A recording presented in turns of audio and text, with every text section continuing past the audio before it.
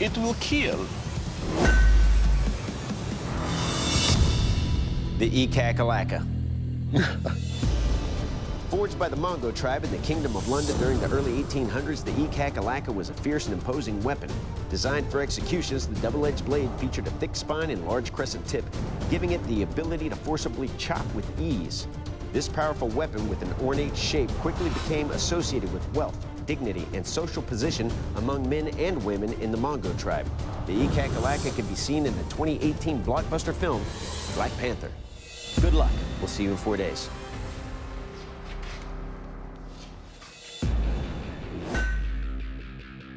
My name is Nick Hicks. What I like most about bladesmithing is the artwork behind it. Being able to take something most folks would look at as a piece of junk and turn it into something beautiful and usable, I think is the ultimate artwork. I cut the 80 CRV at an angle to establish my scarf weld so that when I stack those billets up together, I'm going to try and mold those down into the original blade to make it present. All right, slowly but surely.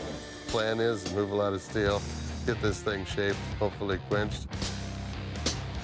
It's gonna be a big, heavy blade. The weapon was made as a serious chopper.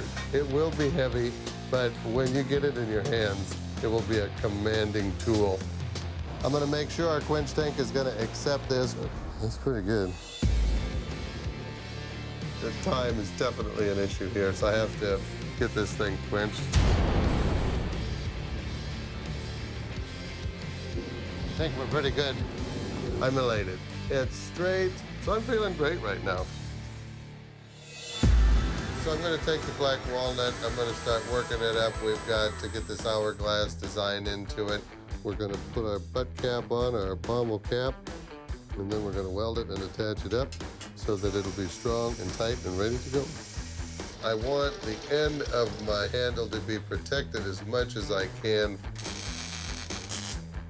I've got everything all together, so now just comes really working on that edge as much as I can. I feel a tremendous weight lifted off of my shoulders. My name is Ricardo. I'm originally from Brazil. I immigrated to U.S. 2 years ago. In Brazil, people know about me and my knives, but in America, nobody knows me. If I do well in this competition, people in America probably gonna know my name too. I'm using water on the anvil just to make the tip a little cooler. This is a very old technique to give me the control to make the shoulders better. The tip is done. Time to get into the oil. That's hard. I have a blade that's good to turn in, but I think I can do better. So let's turn on the forge and start over. I love so much this job that I'm making twice. What took me hours before, it just took me minutes this time. And now I'm done. I love when a plan comes together. I quench the second blade. The blade is straight, it's hard, and I'm much more confident in the second project. So the second one is the one I'm gonna compete with. What I did different in this blade is it has a different edge geometry and a harder temper. Everything is coming together. Now it's time to go and see how does it gonna perform.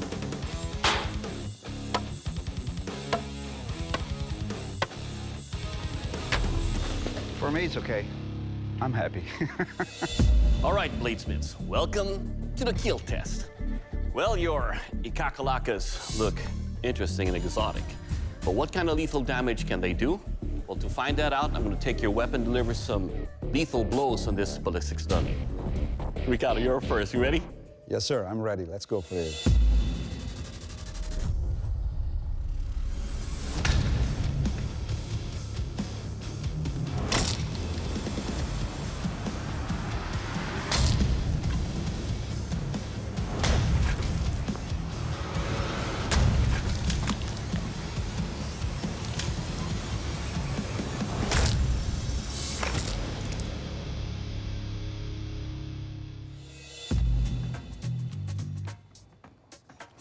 All right, Ricardo.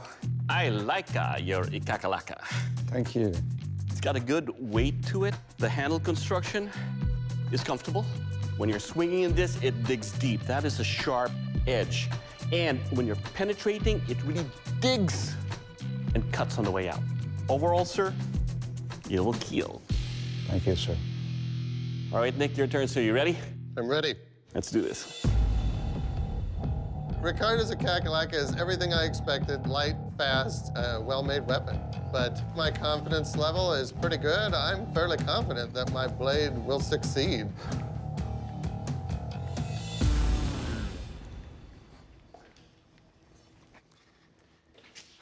The minute you pick up this weapon, I feel the stress on my wrist, my elbows, and my shoulder. It's so forward heavy.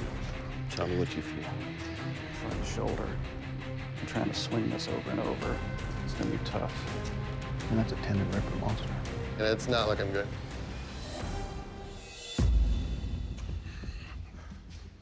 Nick, due to the extreme weight of your ikakalaka, the judges feel that it would be unsafe to attempt to wield it in the same manner that they wielded Ricardo's one-handed blade. And because we can't test it evenly and fairly, we cannot move forward with testing. I'd like to invite you to shake our hands, shake your competitor's hand, and then please exit the forge. Just totally disappointed.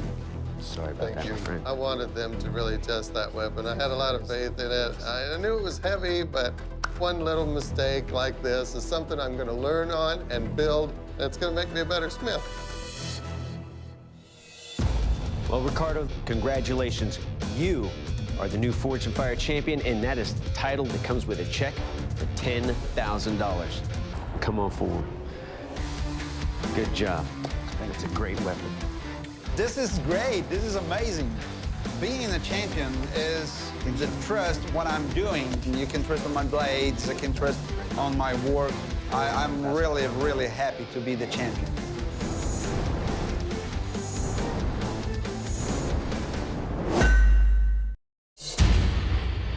The Nagamaki. Reaching its peak use during the Muromachi era, the Nagamaki was a long two-handed weapon that assisted samurai warriors of feudal Japan for over 4 centuries.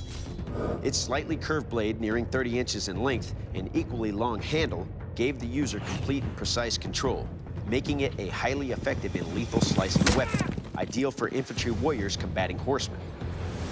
Traditional Japanese swords have had a long-standing influence on pop culture weaponry, especially in fantasy films like Lord of the Rings, where the elvish Lang shares a similar hilt and blade construction as the Nagamaki. Good luck, bladesmiths. We'll see you in 4 days.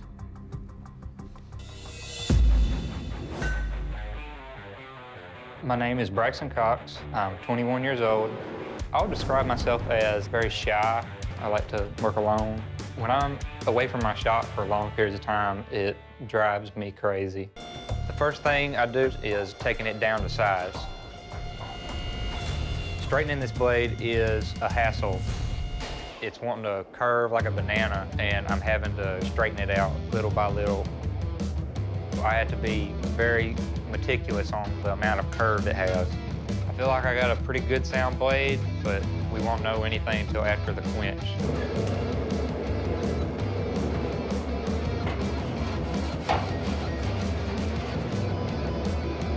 The blade takes a warp. Oh man, that's not good. It actually straightened the blade out. That made it to where I was under parameters for the minimum bend in the blade.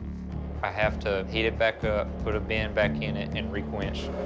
Freaking out a little bit.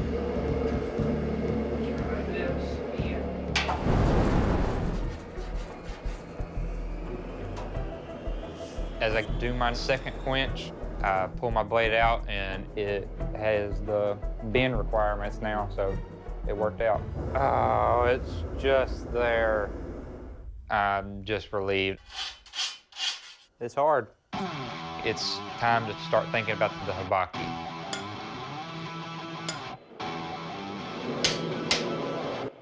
For the most part, the habaki is stuck together. It's uglier than sin, but this competition, I think mainly it's about function more than pretty. The guard is very important. Everything needs to be smooth. Oh, that's a tight fit. Feels really good. It's just a little bit heavy. The Nagamaki being too heavy can make it unwieldable and make it uncomfortable to swing around. That's right where the guard is, it's a little heavy. I mill a simple pattern into the suba to lose some weight. That actually feels a lot better now. All I lack is the wrapping and doing a final cleanup. I only have a few little things to do on day 4. This is cool. My name is Jake Sewell. I am 29 years old. My strength when it comes to forging has to be my ability to adapt, which comes from my military background. If you can make it through military boot camp, you can make it through anything. While I was in the Air Force, I lived in Okinawa, Japan, and I got to see a lot of the history of the samurai. So I've always wanted to make a Japanese katana. The W2 that I have is already pretty close to the parameters that I need, so I really don't have to draw it out that much. I've got the blade pretty much forged out. It's a little thinner than I wanted, but as long as I get a good heat treat tomorrow and it's nice and hard, it'll have a little bit of flex to it. That's a straight blade right there. Hell yeah! I've never wielded anything that big, and I really just can't wait to test it. I can't wait to swing that thing around in the yard just to have a feel for how it is.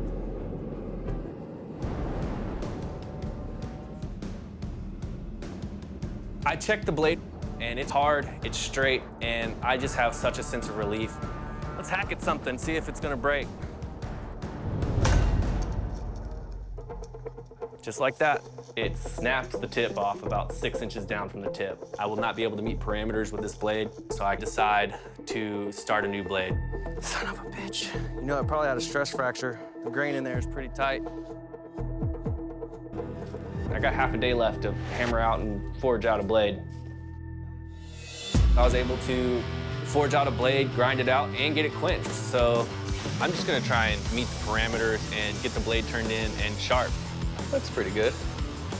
I have my hibaki done. That took me a long time yesterday. I have my suba pretty much where I want it. Solid, that's for sure. Once the glue dries on the leather wrap, I go ahead and start this long process of the Ito wrap. This just so happens to be one of the hardest builds I've ever done. I really could have used an extra day, but I'm just happy that it's over. Oh, that is smooth. All right, bladesmiths, to find out how lethal your Nagamakis are, I will take your weapons to deliver killing blows, slashes, and thrusts on this wild boar carcass. Braxton, you're first. You ready for this? I'm ready.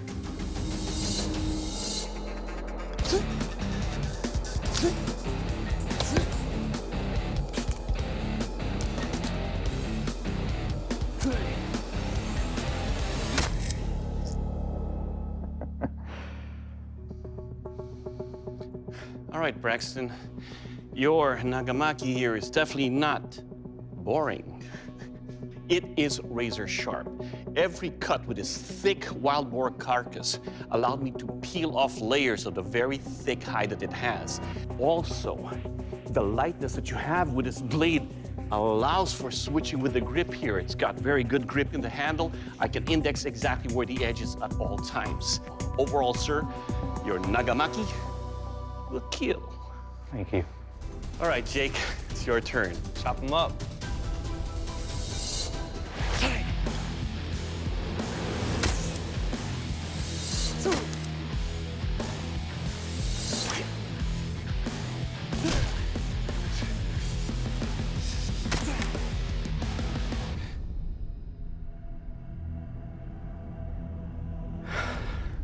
All right, Jake, let's talk about your Nagamaki here. It's sharp. Wielding this weapon is a lot of fun also. The weight you have here and the balance works. Overall, sir, your Nagamaki will kill. Thank you. Next up is the strength test. Dave? Now, to test the strength and overall construction of your blades, I'll be chopping into this bamboo. Now, this test is not about what your blades do to the bamboo, what the bamboo does to your blades. Braxton, you're up first. You ready? I'm ready.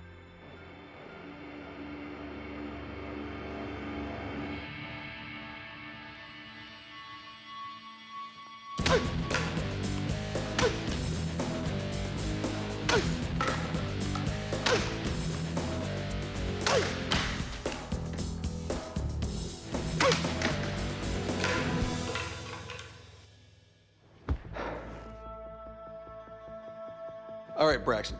As far as what the bamboo did to your blade, it did nothing.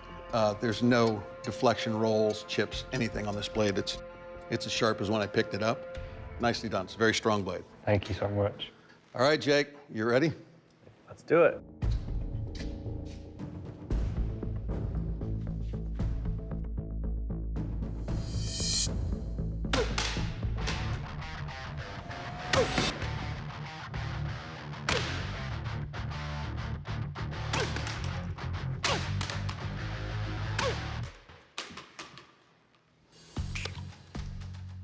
All right, so your edge, just as sharp as when it started. There are no chips, rolls, deformation. It sliced right through the bamboo. Your handle is a little wide this way for me, but the fact that it's lean this way and that wrap's so nice and comfortable is, it evens it out. Well done. Thank you. All right, bladesmiths, we know your blades can kill. We know they're strong. Now it's time to find out how sharp they are. Now, unlike the strength test, this is all about what your edge will do to these different materials, from the tatami, the melons, or the sandbags. Braxton, you're up first. You ready for this? I'm ready.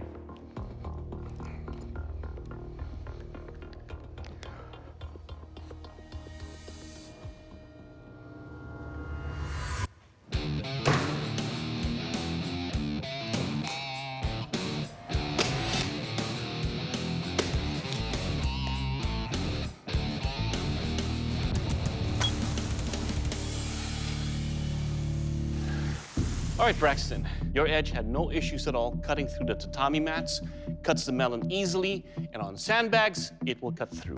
Overall, sir, your weapon, it will cut. Thank you. Jake, your turn. You ready? Let's do it.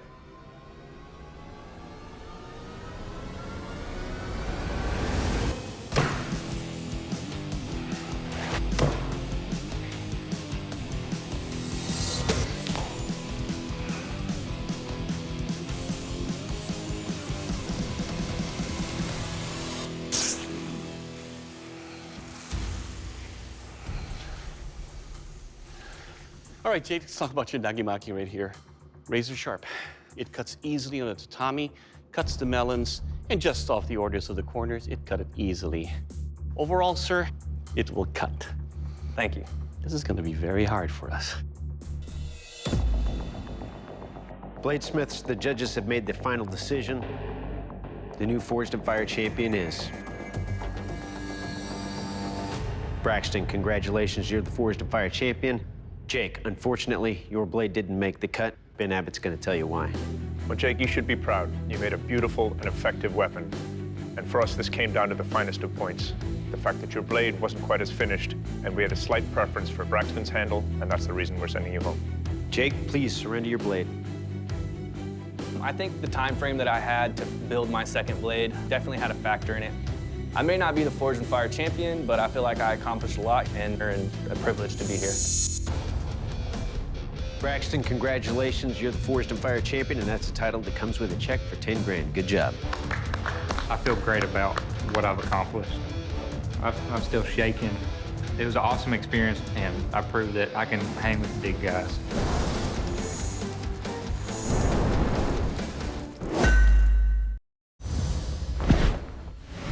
The Darpsy Gunshai.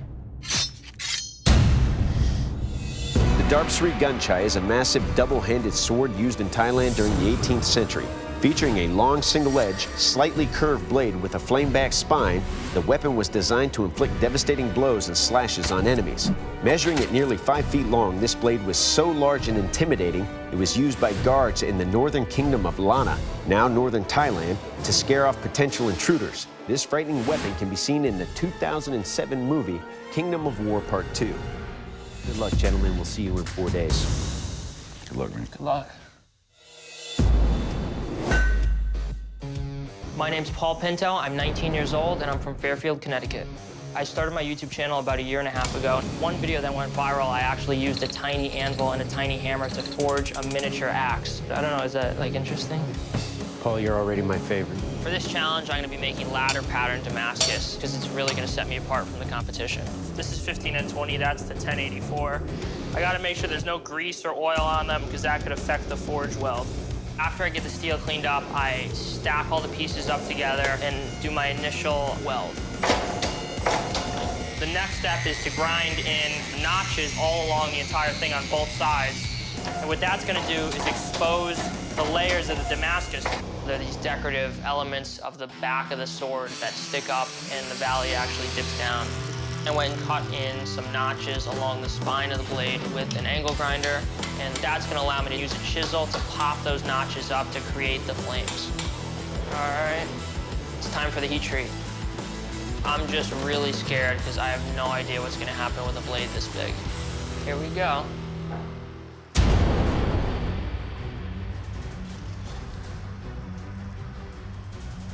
Pretty good. I'm so happy, you have no idea. It's about time to start etching the blade. This is the most magical moment of making Damascus because you get to finally see what the pattern's gonna look like. Still getting streaks though. I don't get it. It's just not at all what I wanted to see. There's a bunch of decarb all over the entire blade, which means I didn't grind deep enough and the edge is not gonna come out right unless I remove all of that decarb. I really don't want to grind anymore because the blade is already as thin as I'd like it to be. I knew in order to save the pattern, I really had to just go back to the grinder. And I think it's pretty good. This is the Damascus I wanted to see. I'm still kind of concerned that the blade is a little on the thinner side, but there's nothing I can do now. My name's James Davis, I'm 33 years old. I'm from Maiden, North Carolina, and I'm a full-time blacksmith. I think I'm most intimidated by David Baker. So for him to say, you've done a great job, that's a huge goal for me right now. We're gonna be using 80 CRV2. It's a very good steel for impact and edge retention. And I believe the test they're gonna be putting this blade through, it's gonna need a little bit of both. We're gonna do this heat treat this morning.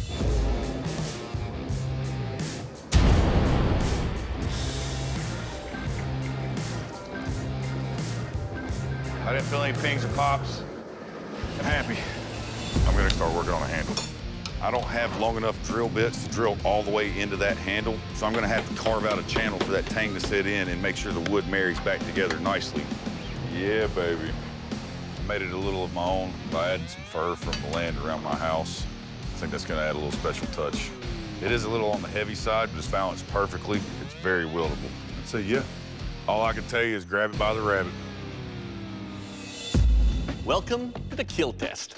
Your Darpsy Gunshais look intimidating, but are they deadly? To find that out, I will take your weapon, deliver some killing blows on this ballistic stuff. James, you're up first. You ready for this? There's nothing I can do to stop it. All right, let's do it.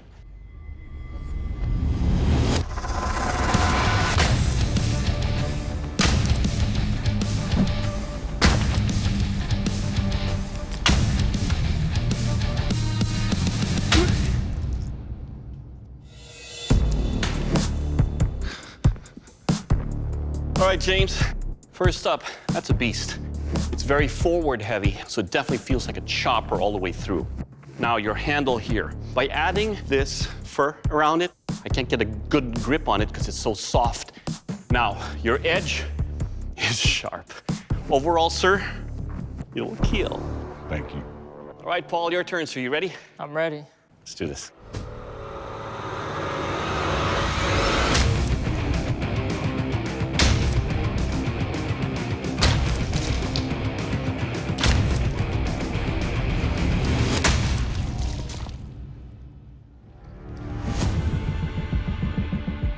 All right, Paul, first up, I really appreciate the Damascus pattern that you brought out here. Now, the fact that I can hold the weapon out extended like this shows just how light this weapon is for its size. And because of that, I can cut deeply into this without using the weight, just velocity alone. But after that striking the skull, just picked up a little bit of a bend. Overall, sir, it'll kill. Thank you. All right, gentlemen, to test the strength and overall construction of your blades, I'll be chopping into these pots. Now remember, this is not about what your blades do to the targets, but what the targets can do to your blades. James, you're up first. You ready? Let it happen. Okay.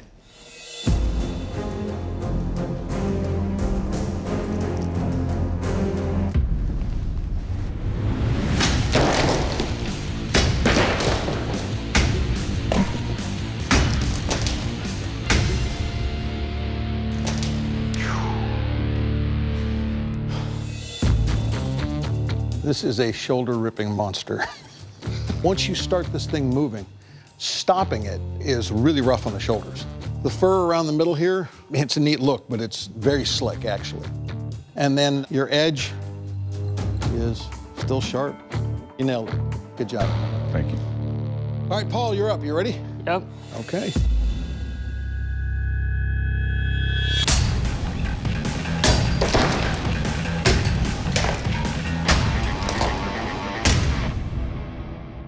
Good job, dude. Thanks. All right, Paul, right off, this weapon has a feel that is excellent. I can literally use it with one hand.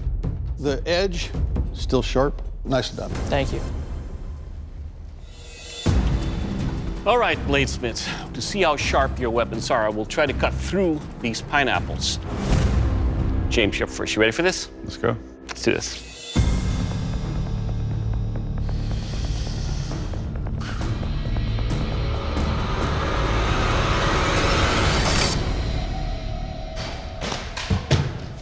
Nice. Nice job. All right, James, just a little off the top. Your edge is sharp, cuts cleanly all the way through these pineapples. It will cut. Thank you. All right, Paul, your turn. Ready? Yep.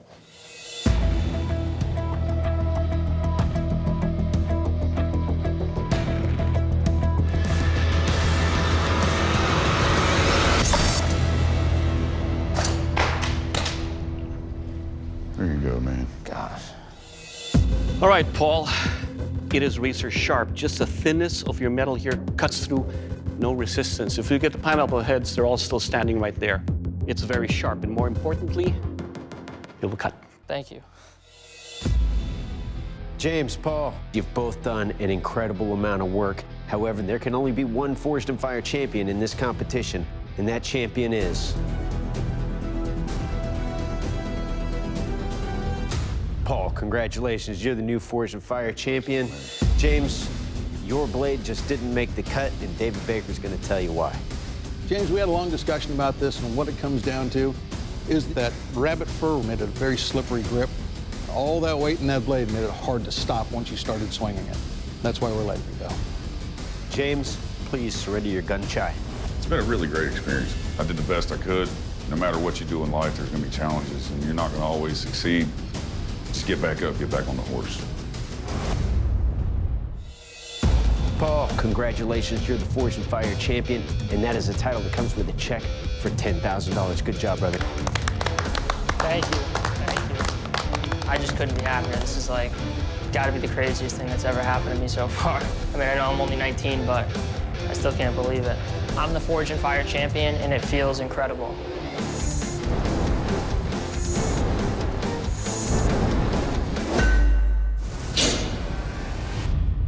The Japanese greatsword. The Japanese greatsword rose in popularity during the 14th century. Reaching lengths of up to 5 feet long, this massive single-edged, slightly curved blade was designed to deliver deep, penetrating cuts upon enemy soldiers, on foot or on horseback alike. While this enormous weapon became too impractical for battle by the 17th century, it can still be seen in many action films, including the classic 1954 Kurosawa movie, Seven Samurai.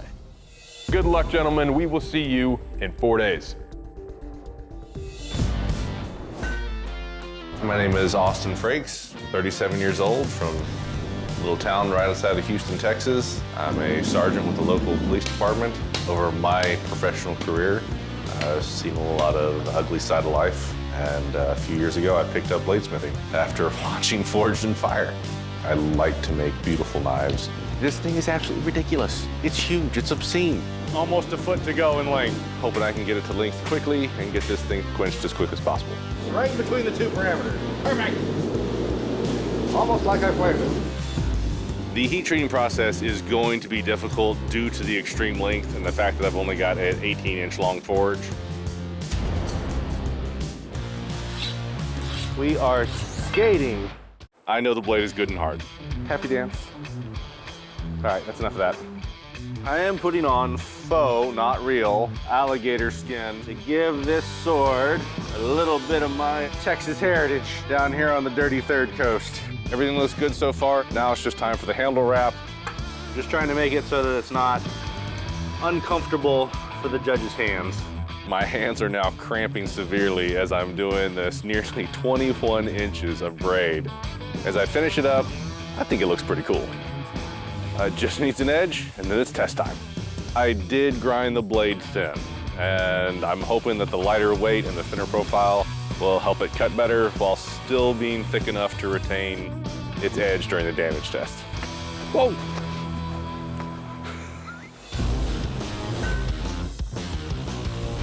My name is Ian Zimmerman. I'm 19 years old and I'm from the small rural town of Bedford, Pennsylvania. Probably what got me started making blades was just my dad being a carpenter. We made a lot of wooden blades, and I looked at him and I said, wouldn't it be cool if this was metal? And he's like, let's do it. All right, so we are pretty much at length to where I want to be. I'm pretty much done, and I'm ready to get it up to temperature and quench it. So my gas forge isn't actually big enough to do the heat treating. So what I'm gonna do is I'm gonna dig a ditch and make a kind of like a redneck coal forge. I have the blade in there. I'm just watching the temperature and just making sure I don't overheat it. Things are definitely heating up, literally. It's hardened. I am really happy with how it came out. Sweet. So next thing I need to do is I need to shape this handle and get it actually ergonomic and feeling good in your hands, because this handle's pretty big. All right. It's starting to fit my hands really good. I really like it. It is now a fully functional sword. This thing is a beast. So I got the Kashira put on. It's shaped. I really like it. I am ready for, yeah, making it look cool. I start wrapping this handle. It's going really nicely. The brown and black contrast is awesome. It's starting to look like a finished product. There we go. Very nice fit. Cool. Bladesmiths, welcome to the dynamic keel test. That's with great disappointment that I have to say that I will not be able to wield your weapons to test it, but Dave Baker will be enjoying and doing your tests. Ian, you're up first. You ready for this? Go for it.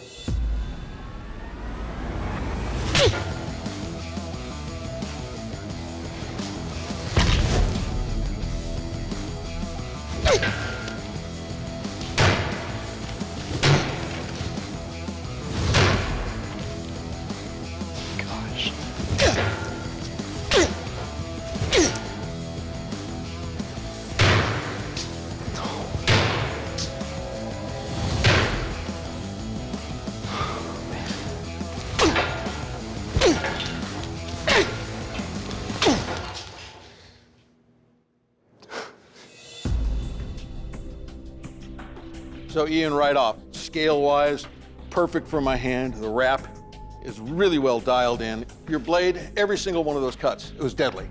Your edge is still a razor blade. It lost no edge whatsoever. Nicely done. Thank you. All right, Austin, you ready? Yes, sir.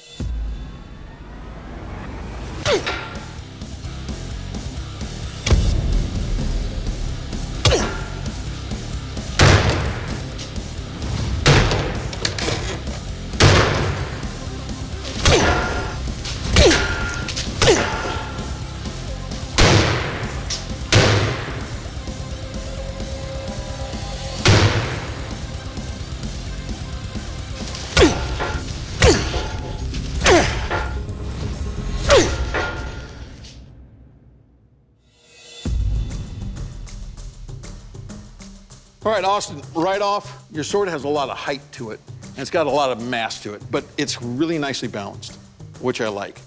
An issue, there are some dull spots on your blade, dull enough that I can run my finger back and forth on it. But I really like the look of this blade. Nicely done. Thank you. Hi, bladesmiths. Welcome to my dynamic test. The steel wind chime and fish slice. Ian, you're up first. You ready for this? Not really. Well, get ready. It's coming.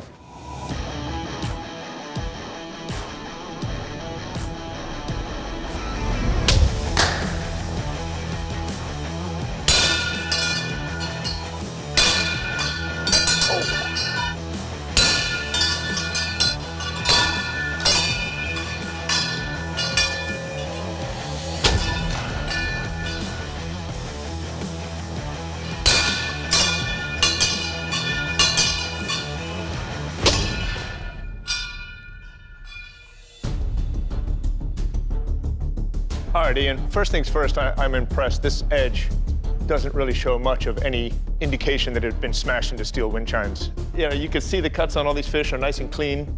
The handle wrap is really comfortable. The dimensions are good. All in all, nice job. Thank you. All right, Austin, you're up, man. How you feeling? Let's get it over with. All right.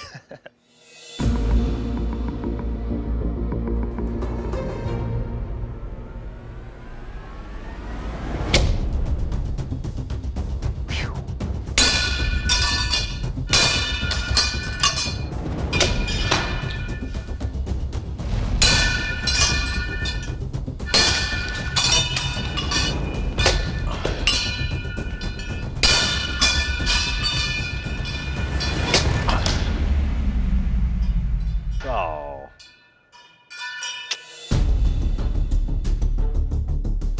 All right, Austin. Well, you're all in one piece. Well done. Where I was hitting the wind chimes, each time I hit them, you lost more and more of your edge. There's some rolls that I can get a fingernail underneath. So as I was progressing through the fish, they became more and more difficult to cut through. But all in all, I think you did a great job. Thank you.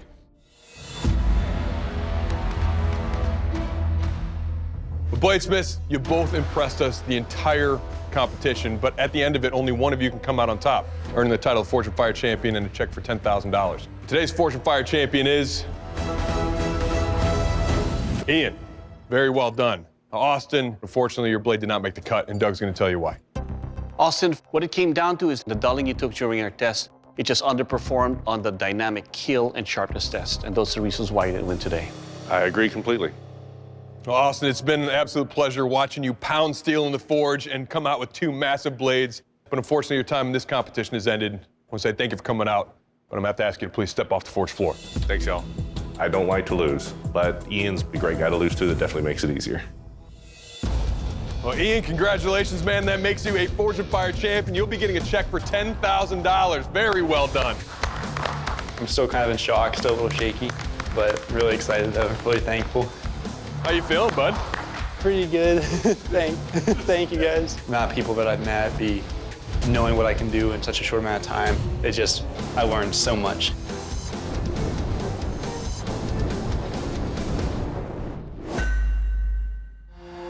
The Crusader sword. Dating back to the Middle Ages, the Crusader sword was the European knight's weapon of choice as they conquered the Holy Land. This single-handed, medium-length longsword also contained a double edge that tapered at the end, making it the ideal weapon for piercing the emerging plate armor that was found on most battlefields. The most famous Crusader sword was the legendary Excalibur, wielded by King Arthur.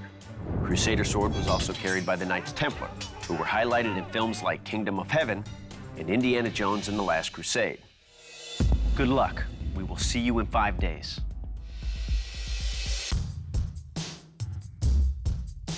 My name is Peter Burt. The first sword that I made, I gave to my high school girlfriend. She was not very excited about it. My strategy here is to make a Damascus billet, which is a laminated bar made up of multiple layers of steel. And a jelly roll is a specific pattern in Damascus where you actually roll the steel up on itself, kind of like a cinnamon bun. Pretty tight. The jelly roll has reached the point that I need to get it into the hammer to squeeze it down on itself. Looks pretty clean along the edges now, so we're gonna proceed to forging this out.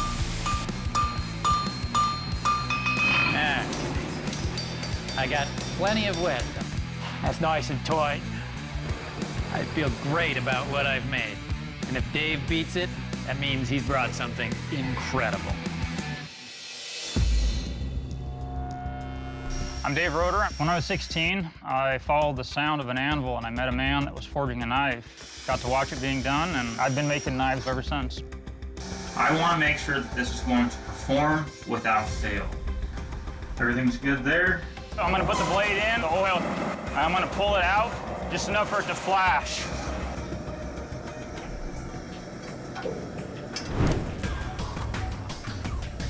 Anytime that thing got hot in the forge, it would warp. I could literally watch it bend. This is called a 3-pin straightening method. I'm gonna either straighten this blade or I'm gonna snap it. I really don't like doing this. So luckily, the blade didn't break in the vise. I was able to fix the warp. Now, I gotta get this sword finished. The handle is walnut, and my overlay is a leather band. I decided to put inside the handle a riser underneath the leather. It's pleasing to the eye, and it helps with the grip. Confidence level is pretty high. I'm really pleased with the outcome of this. I got a great chance at this in the end with the judges.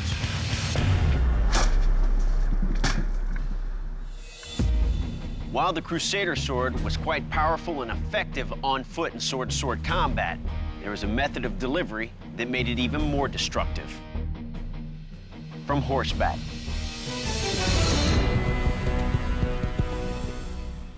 That rider is going to use your weapons to attack that ballistics gel torso that's wearing a great helm, gorget, and tunic. Okay. I suggest we get out of the way. I'm very nervous. Full gallop on horseback. That's a lot of power to put into a sword. Dave, you're up first. Are you ready? I ain't gonna get any readier. 3, 2, 1, engage.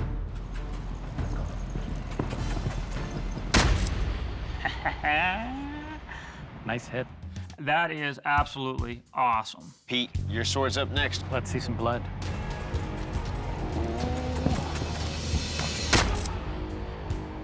I feel great that my sword held up well, but it didn't cut through the cloth armor. To assess the damage and perform the kill test, I'm gonna hand you over to Doug. Okay, Dave.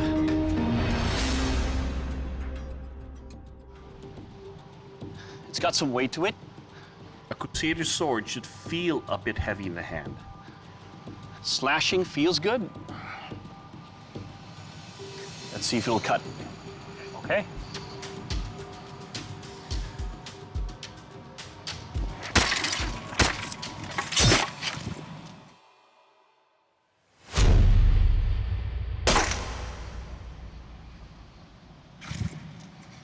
Oh.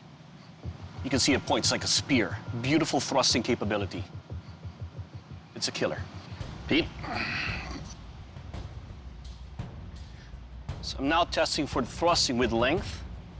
It's got a lot of weight to it. Let's see what it's gonna do on a kill test. Let's see.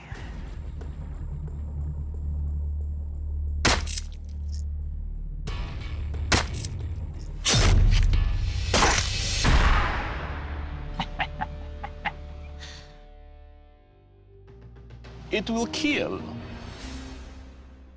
All right, gentlemen, that concludes the kill test. Now we're gonna head back to the forge where we are going to perform the strength test.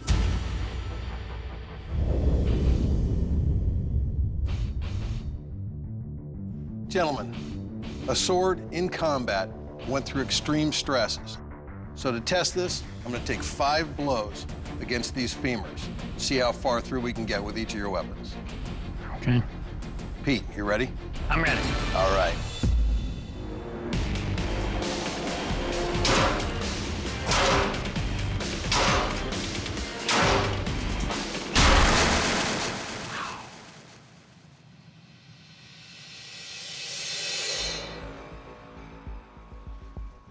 And while I was chopping this ring up here, pretty rough on the hand. I'm just happy that my sword is still in one piece at the end of this. Got about halfway through that bone, just blowing pieces off of it. And still has an edge. Good. Nice job. Thank you. Dave, you're up next. You ready? Sure.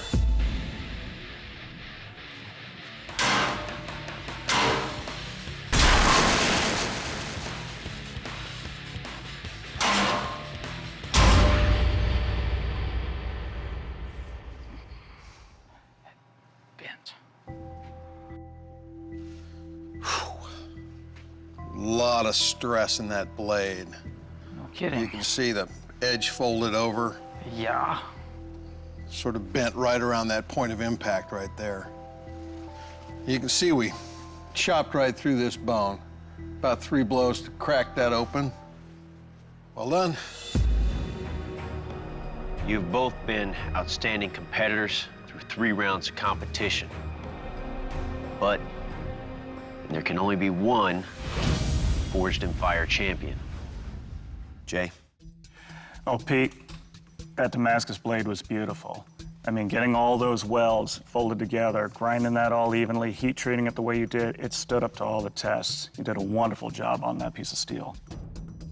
I had a couple of issues with the way your handle was put together with that spacer. The spacer really started chewing into my hand. I just couldn't get a good grip up around the top of this sword. That's an issue. Comments for Dave?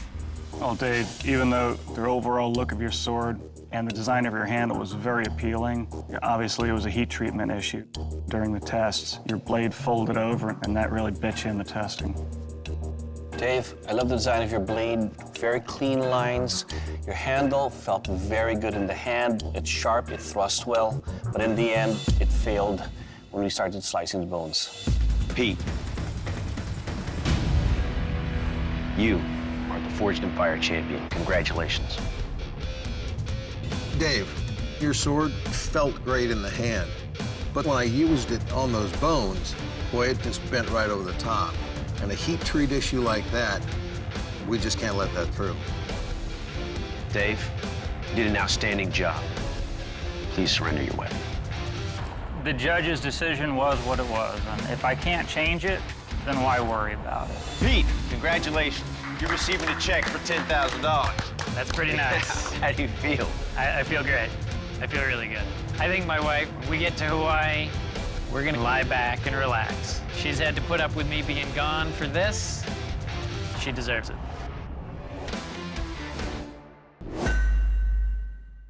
Mike, Cody, now we're sending you back to your home forges to make an iconic weapon from history. That weapon is the pipe tomahawk. Nice. Tomahawks are a First Nations weapon. The pipe tomahawk served as both a practical and ceremonial tool among northeastern Native Americans. This variation on the tomahawk symbolized both war and peace, with a deadly axe head on one side and ceremonial smoking pipe on the other. Original tomahawks were made from wood and sharpened stones, but in the 16th century, metal heads were introduced thanks to trading with the newly arrived European settlers. This deadly weapon was light and nimble, making it lethal for both chopping and throwing. The versatility of the pipe tomahawk can be seen in the film, The Last of the Mohicans. Your final challenge is to forge a pair of pipe tomahawks. They must be effective working, fully functional versions of the pipe tomahawks that you see here. When I say working, you gotta be able to smoke them, gents. Good luck. We'll see you in 5 days. Good luck, bro. My name is Cody Craig. Some people have been blessed with a silver tongue. I have not, but I've been blessed with silver paws because I can make a lot of things and I have such a diverse background that could really give me an edge. Today I'm just going to try and accomplish getting this big round stock down about 1.5 inches square. That'll be closer to the final dimensions for the hawk, so I'll be able to work them a little easier once I'm there. Heat and hammer, heat and hammer. The quench goes wrong, you have to start over. Here we go. And so that's very stressful. And in we go.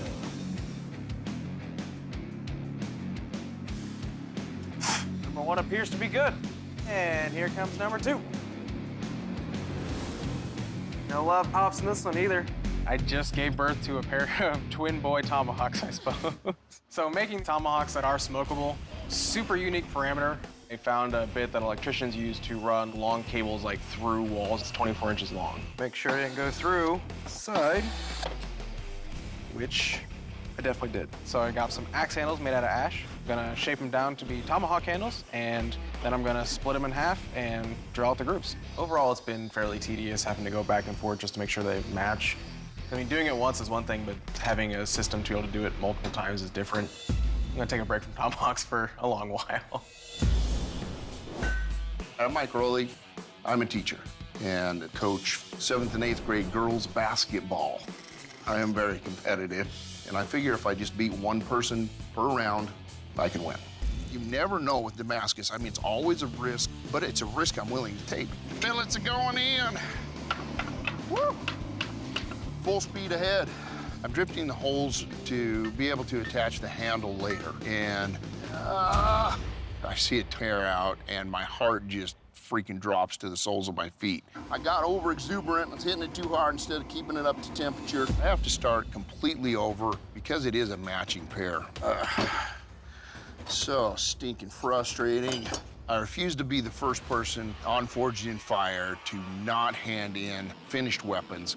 And so I go to plan B, which is simply make a pair of pipe tomahawks out of farrier's rasp.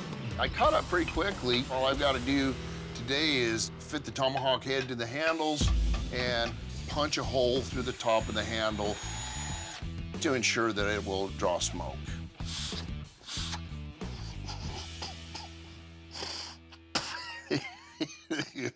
I just sucked in so much sawdust. Gentlemen, your weapons will now be put through a series of tests. But up first, the smoke test. You guys ready? I'm not a smoker, so I didn't actually smoke out of it, but this is the one test that I am uber confident on. Ready? 3.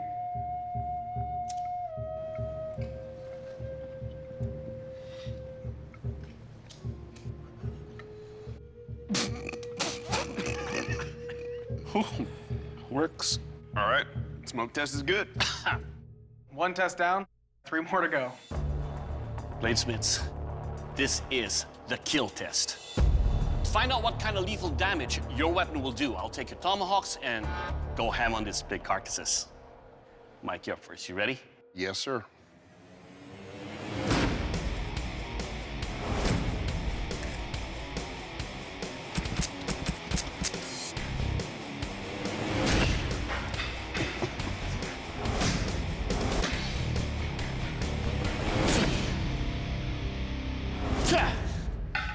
That was awesome. All right, Mike. These are made to chop deep. It's easy to maneuver and deliver that kind of damage. Overall, sir, your weapons will kill. Yes. Good job. Thank you. All right, Cody, you're up next. You ready for this? Yes, sir. Let's do it.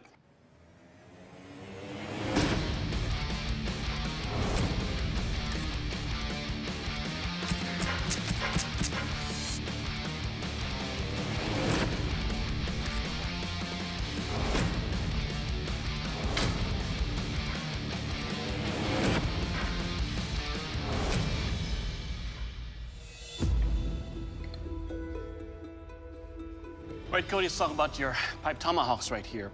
The brass accents you have on the handle does make for a very good grip. It chops deep, it slices. Most importantly, your pipe tomahawk, sir, will kill. Good job. Thank you. All right, gentlemen, to test the strength of your weapons, I'll be throwing them multiple times into our wooden target here. Mike, you're up first. You ready? Yes, sir. Okay.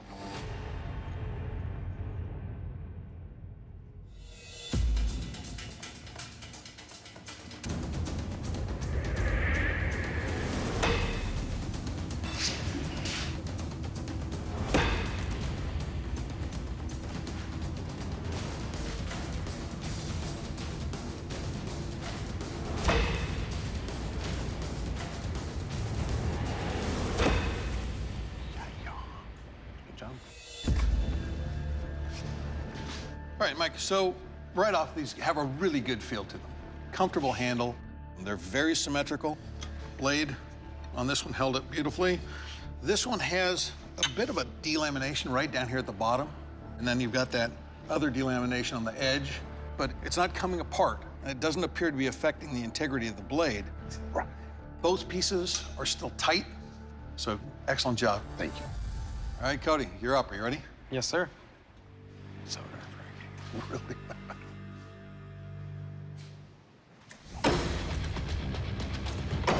That was awesome.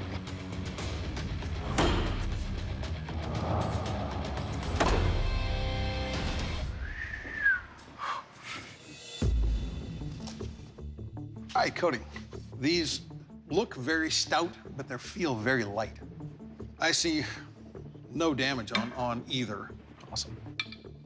What happened? I didn't follow the old adage, measure twice, cut once. The difference in length is probably an inch. Didn't really affect the throw at all. They're solid pieces, they're strong, they throw great. Nicely done. Thank you. The tomahawk was originally a native weapon adopted by the early Americans in the revolution against the British colonials. To see how sharp your weapons are, I'm going to take your tomahawks and try to penetrate these redcoats. Mike, you're up first. You ready? Yes, sir.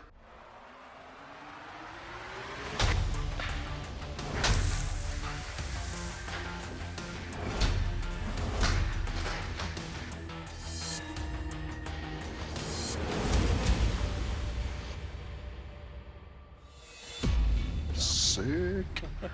Well, Mike, your tomahawks, sir, as you can see, are sharp. They cut easily into these redcoats.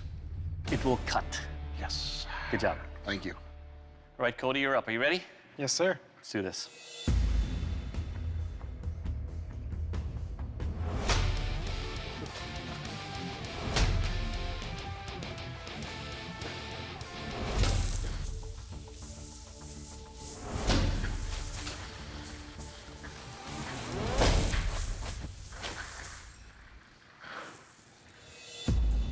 All right, Cody, your tomahawks are a pleasure to wield.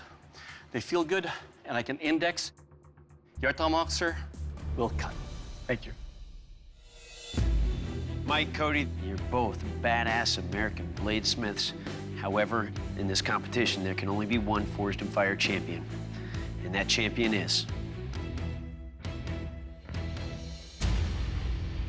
Mike. Congratulations, you are the new Forged in Fire champion. Cody, unfortunately, your tomahawks did not make the cut. Cody, these are the kind of competitions we love seeing, where two bladesmiths make weapons that perform almost identically. And it came down to symmetry. We asked for a matched pair of tomahawks, and that symmetry is what cost it. All right, Cody, at this time, I have to ask you to please surrender your weapons. Big shout out and big congrats to Mike. You know, you brought your A game, I brought my A game, and clearly you're just a little better at measuring than I am. Mike, congratulations. You are our new Forged in Fire champion, and that is a title that comes with a check for how much? $10,000. That's right, $10,000, buddy. Please present your tomahawks to the judges. I'm Forged in freaking Fire champion, and it feels amazing. I can't even believe it. I can't stop smiling, dude. I'm trying not to.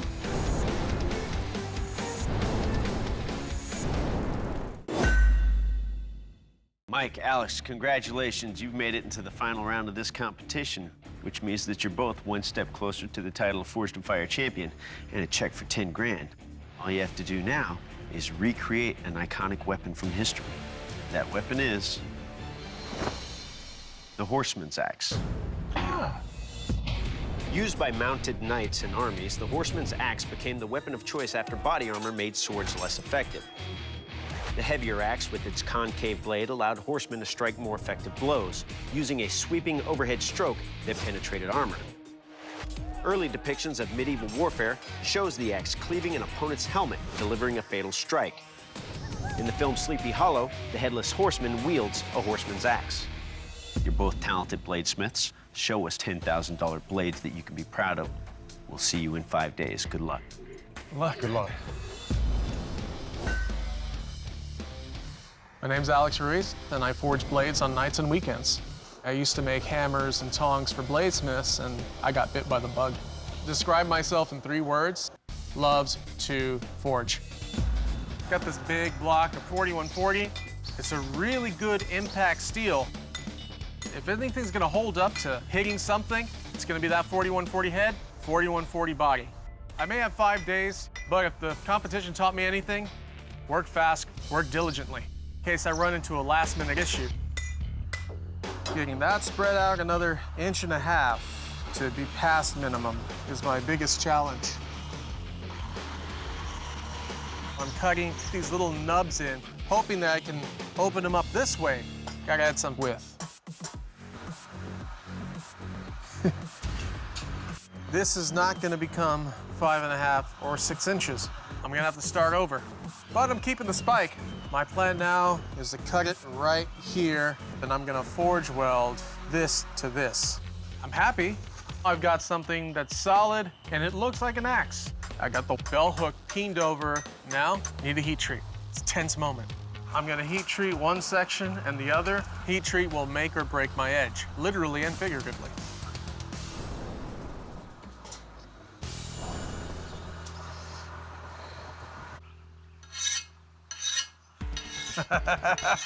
Oh, yeah. Now that the heat treat's done, I'm testing my weapon on a piece of sheet metal. I want to see what kind of damage it'll do.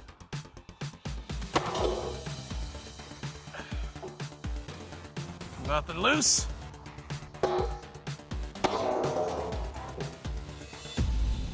It will bend. My name is Mike Bailey. There is a lot of magic in bladesmithing. Metal came from space. This is the elements of the universe.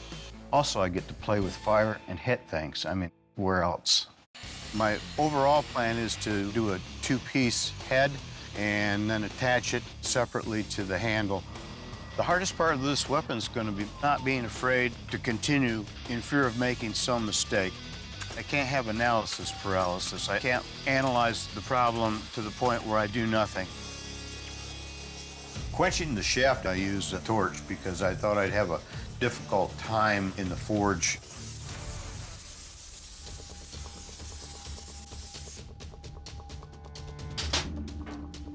I think it's hard. Next, I'm gonna peen in the belt hook.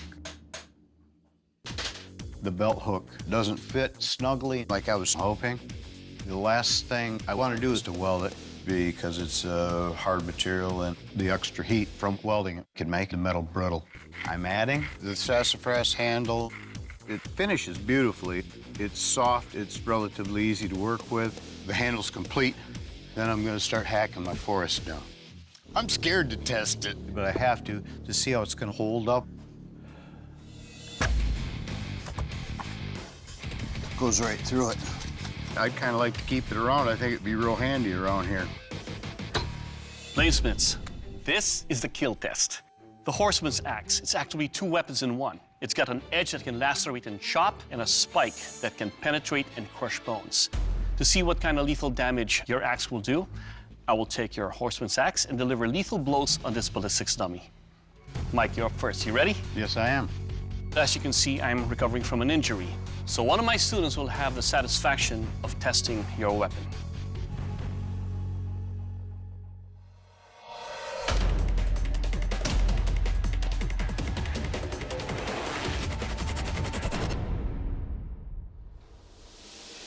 has a tendency to roll. Well, Mike, let's talk about your weapon. Your edge over here is sharp. It lacerated deep into the bowels right here. Your spike definitely caved in all the way into the chest and straight into the heart. The only issue we have is that your handle is a little bit on the rounded side, so there is a tendency to slightly roll. But overall, your weapon will kill. Thank you. Alex, you're up next. You ready? Yes. Let's do this. All right. I'm pretty proud of what I created. It's just a little heavy, and that's a bit of a concern going in.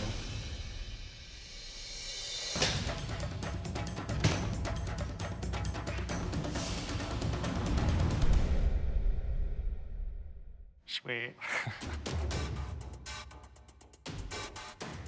Alex, your weapon here is a little bit on the heavy side, but you know what? It is well balanced. The edge of your blade here cut deep into chest cavity, and it broke the bones. Your spike here right into the heart. And of course, on the swing, it pretty much just disemboweled the dummy right there. Your weapon will kill. Yes, thank you. Next up is a strength test. Jake? Now, we know ice can be very brutal on an edge, so I'm going to take your Horseman's axes and repeatedly strike into these large blocks of ice to see how well they hold up. Mike, you're up first. Are you ready? Yes, I am.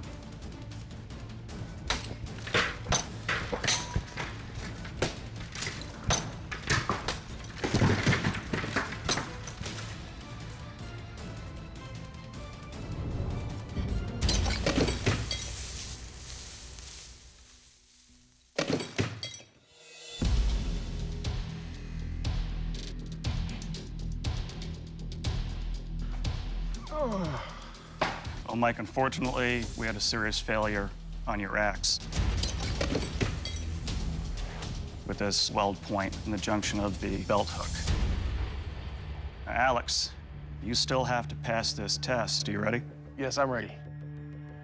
There's only one thing standing between me and a $10,000 check, and it's really big, and it's made of ice.